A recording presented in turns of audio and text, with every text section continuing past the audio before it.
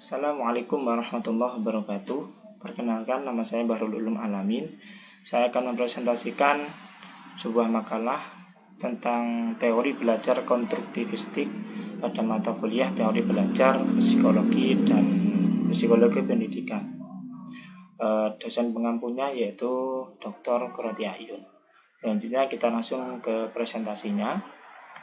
Teori belajar konstruktivistik. Teori belajar konstruktivistik adalah proses di mana siswa secara aktif membangun atau membentuk pengetahuan mereka sendiri. Pengetahuan yang dimiliki oleh individu tidak dapat dipindahkan dengan mudah seperti memindahkan air dalam satu wadah ke wadah lainnya. Hal yang sama berlaku untuk pengetahuan yang dimiliki oleh seorang guru, itu tidak dapat dipindahkan secara langsung ke memori siswa. Jadi, menurut teori belajar konstruktivistik ini, pemahaman siswa itu memerlukan proses.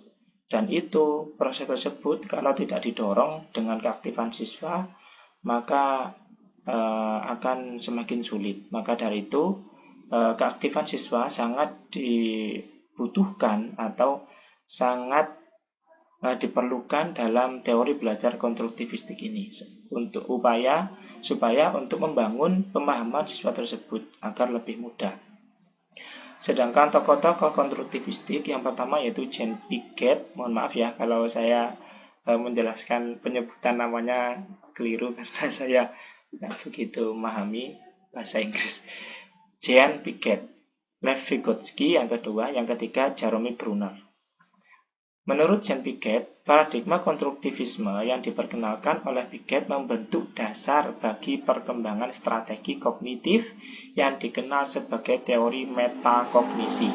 Metakognisi adalah kemampuan yang dimiliki oleh siswa untuk mengatur dan mengontrol proses berpikir mereka. Itu menurut Jean Piaget.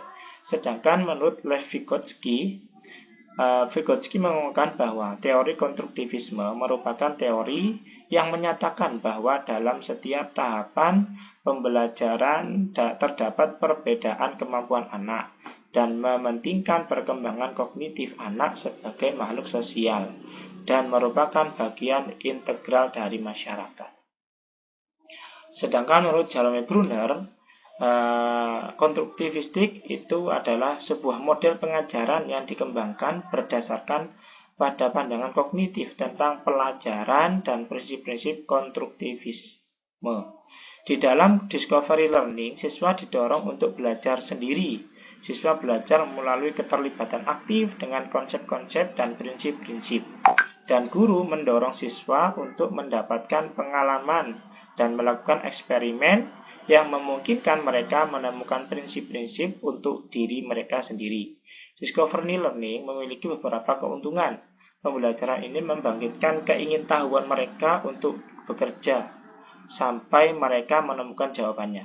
Siswa juga belajar memecahkan masalah secara mandiri dan keterampilan berpikir, karena mereka harus menganalisa dan memanipulasi sejumlah informasi. Berikutnya poin yang ketiga, implementasi teori belajar konstruktivistik. Yang pertama, tahapan-tahapan belajar. Yang kedua, tujuan pembelajaran. Ketiga, kelebihan dan kekurangan. Tahapan-tahapan pembelajaran konstruktivistik. Ini sangat penting bagi seorang pelajar konstruktivistik atau pembelajaran konstruktivistik yang harus diterapkan di dalam pembelajaran. Tetapi tidak semua pembelajaran itu cocok menggunakan pendekatan konstruktivistik ini. Tahapan yang pertama, di mana siswa didorong untuk membuat pertanyaan terbuka dan hipotesis. Yang kedua, mengenal konsep, di mana guru mengajukan pertanyaan tentang konsep-konsep yang berkaitan dengan topik tersebut. Jadi, guru itu membuat pertanyaan-pertanyaan kepada siswa supaya mereka berpikir. Yang ketiga, tahap aplikasi konsep, di mana siswa mengaplikasikan konsep-konsep yang dipelajari dalam tahap sebelumnya, dan proses ini dapat diulang kembali. Jadi bisa diulang supaya merangsang berpikir siswa untuk lebih memahami materi tersebut. Tujuan Tujuan pembelajaran konstruktivisme. Tujuan dari pendekatan konstruktivisme adalah agar siswa memiliki kemampuan dalam menemukan, memahami, dan menggunakan informasi atau pengetahuan. Menurut Donald et al, implementasi pendekatan konstruktivisme dalam aktivitas pembelajaran memiliki beberapa karakteristik, yaitu yang pertama, belajar aktif atau active learning. Yang kedua, siswa terlibat dalam aktivitas pembelajaran bersifat otentik dan situasional. Yang ketiga, aktivitas belajar harus menarik dan menantang. Yang keempat, siswa harus dapat mengaitkan informasi baru dengan informasi yang telah dimiliki sebelumnya dengan sebuah proses yang disebut branding.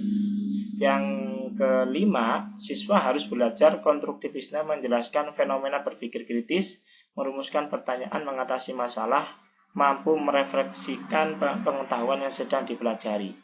Yang keenam, guru lebih berperan sebagai fasilitator yang dapat membantu siswa dalam melakukan konstruksi pengetahuan.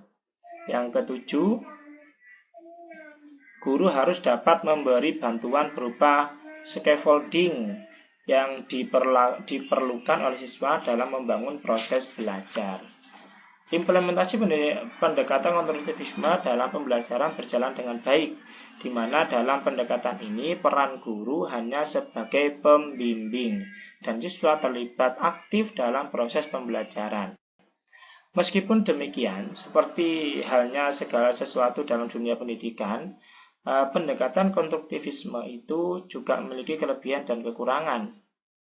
Tidak ada teori yang sempurna, termasuk teori pembelajaran konstruktivisme. Oleh karena itu, penting untuk menyadari bahwa meskipun pendekatan ini efektif dalam mendorong partisipasi siswa dan membangun pemahaman yang lebih mendalam, tapi ada tantangan dan keterbatasan yang perlu diatasi dalam implementasinya.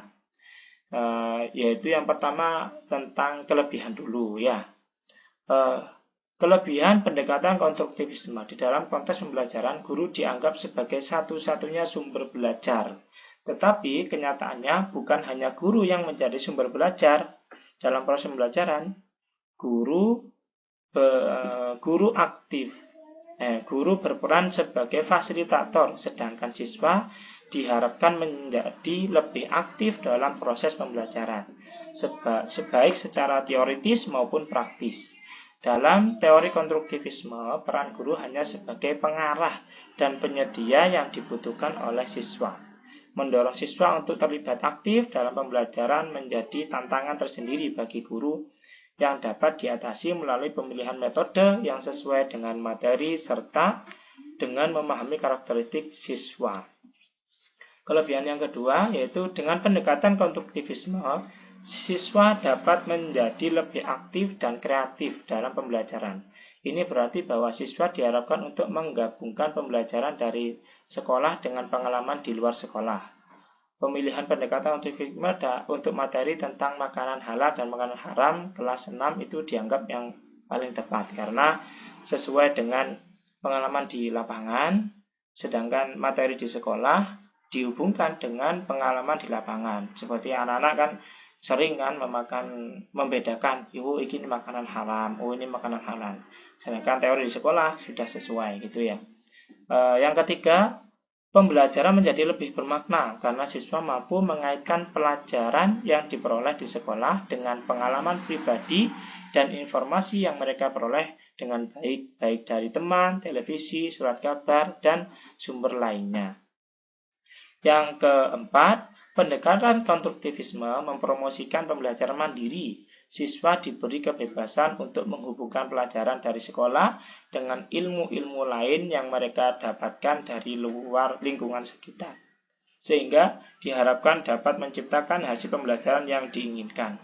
Yang kelima, perbedaan individual siswa dihargai dan diakui.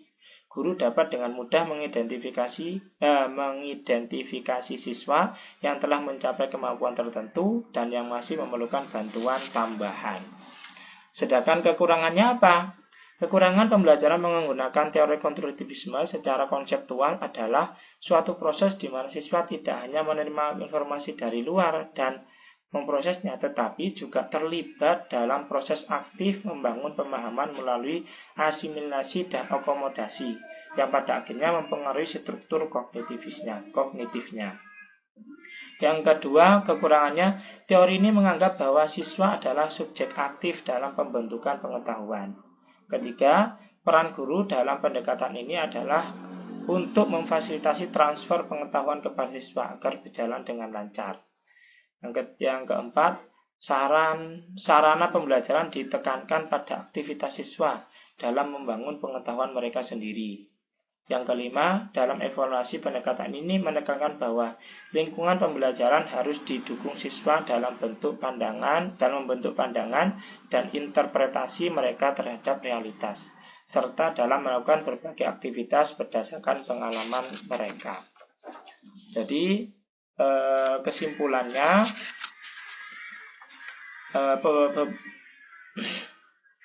mungkin itu saja dari saya. Apabila ada kekurangan dari penjelasan saya, monggo didiskusikan bersama. Apabila nanti ada pertanyaan masih belum bisa saya jawab, insya Allah nanti akan saya cari jawabannya sampai berhasil dan ketemu. Terima kasih, itu saja dari saya, kurang lebihnya mohon maaf. Akhirul kalam, ihdinas siratal mustaqim, wallahu muwaffiq ila aqwamit thoriq. Wassalamualaikum warahmatullahi wabarakatuh.